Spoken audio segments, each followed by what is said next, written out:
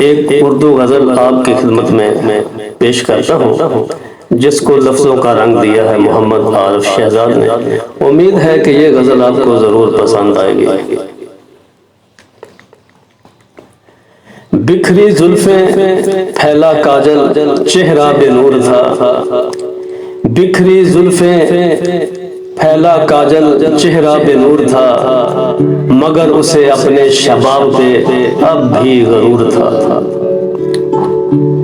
बिखरी जुल्फें फैला काजल चेहरा बेनूर था, मगर उसे अपने शबाब पे अब भी गरूर था।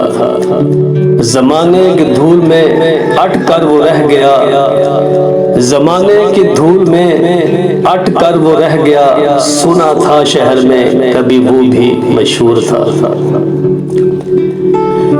न जाने उस पे क्या क्या गुजरी थी दोस्तों, न जाने उस पे क्या क्या गुजरी थी दोस्तों, मिला था जब मुझे वो जख्मों से चूर था।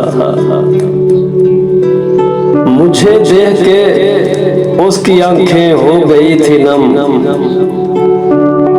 मुझे देख के उसकी आंखें हो गई थी नम, कहीं दूर जाके वो रोया जरूर था। चाहने लगा था वो दिलो जान से किसी को,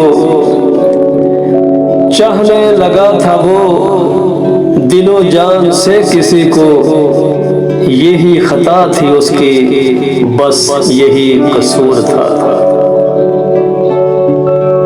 तमन्ना ये थी आरिफ